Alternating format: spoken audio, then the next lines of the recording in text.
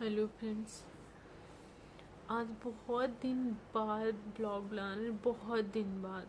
मतलब मुझे याद नहीं है कि हमने लास्ट ब्लॉग कब बनाया था। शॉर्ट तो कभी कभी डाल देते हैं, वो भी तब जब मन बहुत दुखी होता है, बहुत ज़्यादा दुखी। मैं भी सोचती हूँ कि मैं बहुत अच्छा अच्छा ब्लॉग बनाऊँ, डालूँ। और ये तो किस्मत की बात है, चलेगा कि नहीं चलेगा। पर ये मेरे लिए एक चैनल तो है ही है, साथ में ये समझ लो मेरा एक परिवार है जहाँ पे कोई मेरी चुगली करने वाला नहीं है। मेरी बात को एक दो लोग ही सुनेंगे, लेकिन कोई तो सुनेगा। मतलब जब मैं बहुत दुखी होती हूँ ना, तो मैं इस चैनल पे आके अपनी वो बात कहती हूँ जो मैं घर में किसी से नहीं बोल सकती। क्योंकि ससुराल एक ऐसा घर होता है ना, अब तो मुझे लगता है कि सभी लोगों का ससुराल ऐसे ही होता होगा। एक माइंड सेट हो चुका है, यहाँ कुछ भी आप करो, अगर आप सीधे हो, अगर आप सच्चे हो, तो आप बहुत कष्ट में हो ससुराल में। जो लोग कहते हैं ना कि बहू बहुत तेज है, ये वो जो दूसरों का सुनते थे शादी से पहले, तो मुझे लगता था कि नहीं यार, बहू को ऐसा नहीं करना चाहिए। या फिर अब जब मेरी खुद की शादी हुई और हमने देखा है कि हम कितने सेक्रीफाइसेस करके रहते हैं, फिर भी आपको end of the time, end of the day आपको ना एक शब्द से नवाज दिया जाएगा कि ये तो है ही ऐसी।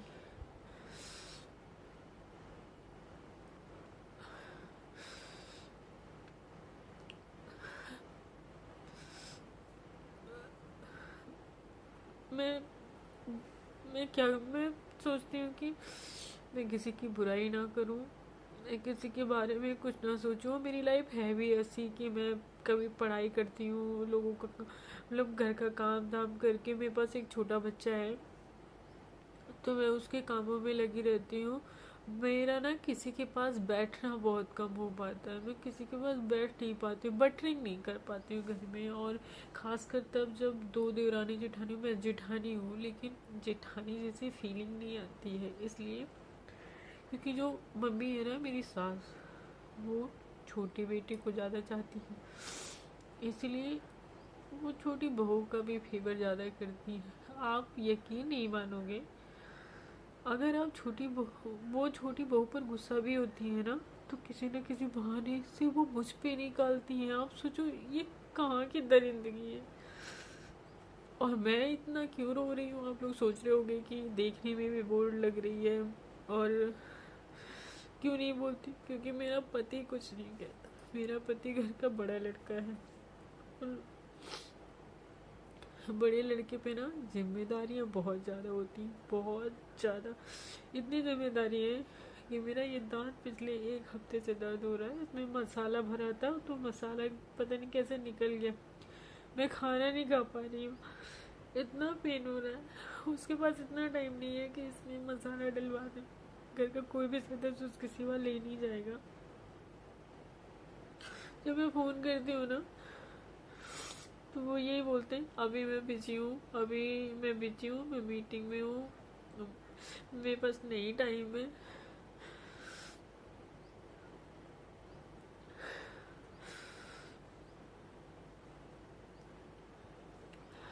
अब मुझे समझ आया कि कोई भी लड़की रोकर जो वीडियो बनाती है ना, आई थिंक वो बहुत टूट जाती है, इसलिए वो वीडियो बना के डालती है। कोई तो है ना सुनने वाला। देखो, मायके में बताएंगे तो माता पिता दुखी होते हैं कि हमारी बेटी कितने कष्ट में है।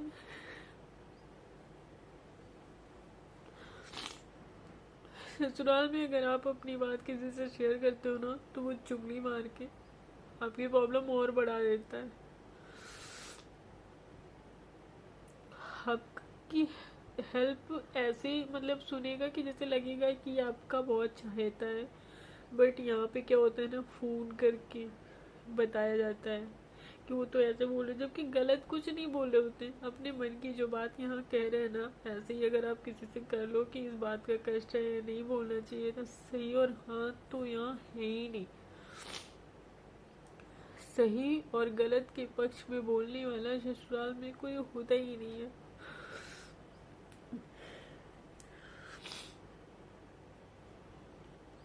पर मैं उसमें की नहीं हूँ कि मैं किसी को सजा दूँ। पता है, मैं पढ़ाई लिखाई करने वाली लड़की थी। जब मुझे कोई दुखी करता है ना, तो मैं अपनी पढ़ाई करती हूँ। मैं सोचती हूँ कि एक दिन मेरा अच्छा दिन आएगा, मेरा सिलेक्शन होगा और मैं इन लोगों से दूर चली जाऊंगी, मैं अपनी जिंदगी जीऊंगी। पर भगवान भी ना लाके इन्हीं लोगों के सामने खड़ा करता है। मेरा सिलेक्शन होते होते लास्ट में रुक जाता है। अभी मेरा एक में हुआ था, स्टैटिकल ऑफिसर, अच्छी पोस्ट थी, लेकिन लास्ट में पता नहीं क्या हुआ, फिर ठोकर खाने के लिए छोड़ दिया भगवान ने इन लोगों के बीच में। और इतना रोना इसलिए आ रहा है क्योंकि हस्बैंड के पास टाइम नहीं है मेरी बात सुनने के लिए, मेरे दर्द को महसूस करने के लिए। इनके घर में ना, जैसे एक सास जो होती है, उससे ये उम्मीद होती है कि आप कुछ बोलोगे तो वो समझेगी। पता है, जैसे उनसे बोलो, एक सुबह का इंसिडेंट ले लो। आज आज जो मैं इतना दुखी हूँ, उसका कारण है तो मैं बहुत पेन में हूँ। थर्सडे मेरा फास्ट होता है, तो कल मेरा थर्सडे था, फास्ट था। मैं व्रत रात भर की रात में हम कुछ खाए नहीं, क्योंकि दांत इतना दर्द हो रहा था कि कुछ खाए ही नहीं गया। सुबह उठे तो आज यहाँ पे चने की दाल भर के नाश्ता बन रहा था। वो नाश्ता मैं ही बनाती हूँ, क्यों रानी है पर वो कुछ बना नहीं पाती है, कि बनाती नहीं है, जो भी रीजन हो। मतलब नाश्ता इस टाइप का मुझे ही बनाना रहता है। बात देखो तो कुछ भी नहीं है। मेरे पास एक छोटा बच्चा है, वो सुबह दूध पीता है, उसको साफ करना, कपड़े चेंज करना, दूध पिलाना, डायपर चेंज करना, तो थोड़ा मुझे टाइम लग जाता है मॉर्निंग में किचन में पहुंचने में। दाल मैंने भिगो के रख दिया था रात में कि सुबह उठकर पीस देंगे बनाएंगे। देवरानी उठी, टहल घूम रही थी, इतना नहीं दिमाग में आया उसके कि लोग एटलीस्ट दाल तो पीस के रख दें। उसमें क्या करना था, पीसने मिक्सी में डाल के ही तो पीसना था, बाकी की प्रिपरेशन मैं आके करती। हम गए किचन में। आप यकीन नहीं मारोगे, कल का व्रत था, हम 1 कप चाय पिए, शाम में 4 बज रहे, 3:30 या 4 हो रहा है सेकेंड डे का। ना मैं नाश्ता किया, मुझे इतना दिमाग मेरा टेंशन, इतना कलेश घर में हो गया है, ऊपर से पेन अलग से हो रहा है। तो मैंने बस इतना कहा कि कम से कम दाल तो पीस के रख देनी चाहिए थी, हम आते फटाफट बनाते तो टाइम बच जाता। वो दाल पीसने में हम थक नहीं गए थे कि बहुत भारी लगा मुझे, इसलिए मैंने ऐसा नहीं, टाइम तो लगा, क्योंकि जो मेरे पापा हैं यानी ससुर जी, उनको नाश्ता 8 साढ़े 8 तक चाहिए होता है, और ये टाइम टेकिंग प्रोसेस वाला नाश्ता है। फिर मैंने कहा थोड़ा सा टाइम बच जाता बस, और कुछ नहीं। ना मैंने उसको ऑर्डर दिया तो कुछ। तो मम्मी आई, जो रानी से मैंने इसलिए नहीं बोला क्योंकि वो ना नॉर्मल बात को भी बहुत अलग वे में ले जाती है। इसलिए मैंने मम्मी से कहा, मम्मी दाल अगर पहले से पिस जाती रखी होती ना तो थोड़ा टाइम बच जाता है, ऐसे ही नॉर्मल, और फिर मैं बना लेती जल्दी जल्दी। हम चाय भी नहीं पी पाए हैं, अभी पापा का टाइम हो रहा है, अभी पापा डांटने लगेंगे टाइम से नाश्ता नहीं देंगे। आप खुद कमेंट करके बताना कि ये कितनी बड़ी बात है। हो सकता है उनके लिए बड़ी बात है। इस बात पर मम्मी ने इतना गामा गड़ा कर दिया। पापा आए, पापा से ऐसी शिकायत में नहीं लगा कि घर में सुबह सुबह ही खूब तांडव हो गया।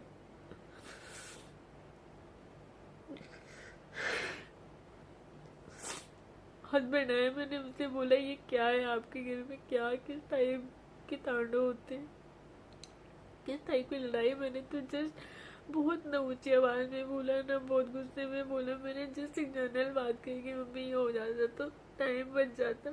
मैं बनाने से कोई चीज़ बना नहीं करती हूँ। मैं बीमार रहती हूँ फिर भी मैं खाना बनाती हूँ। मेरा बच्चा छोटा है फिर भी मैं खाना बनाती हूँ।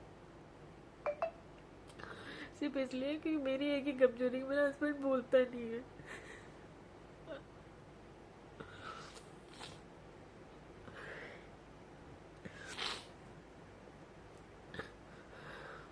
मेरा मन इतना दुखी है ना कि मनो ना मैं बहुत रो, किसके सामने रो घर में है कि मैं मम्मी पापा को बता के दुखी नहीं कर सकती। यहाँ मेरा कोई सुनने वाला नहीं है।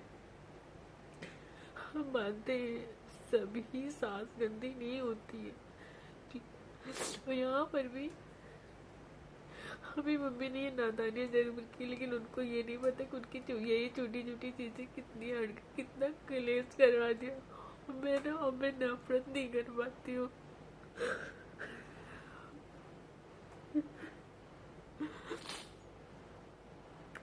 किसी ने मुझसे पूछा तक नहीं कि कल तुम्हारा व्रत था, आज दूसरे दिन पूरा दिन बीत गया, तुमने कुछ खाया पिया नहीं, किसी ने नहीं पूछा।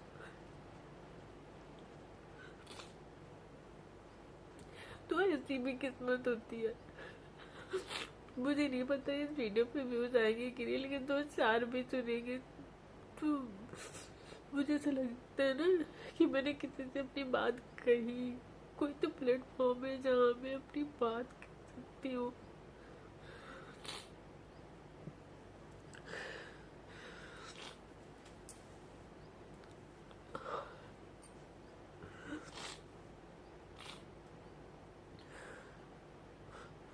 अभी मेरा बच्चा सो रहा है, फिर मन मेरा घबरा रहा है कि भाग और किस्मत है, इतनी पढ़ाई लिखाई करने के बाद मैं किस बंधन में बंध के बैठी हूँ। यहाँ लड़कियाँ इतनी तेज होती हैं कि सास ससुर का जीना मुश्किल कर देती है, और यहाँ मैं बहू होके मेरा जीना मुश्किल है। कारण से हस्बैंड का शांत स्वभाव का होना, वो बुरे नहीं है, लेकिन वो ना मुझे बहुत ज्यादा सपोर्ट भी नहीं करते, सिर्फ इसलिए कि उनके मम्मी पापा ना दुखी हो। मुझे ये सब उनको दुख हुआ है कि सुबह मेरे साथ इतना तांडव किया गया घर में, लेकिन वो बोलेंगे कुछ नहीं। मतलब बहुत कुछ है बताने के लिए, वीडियो बहुत लंबी हो रही है, मैं ज्यादा नहीं, अब मैं वीडियो बंद करके मैं बहुत रोऊंगी।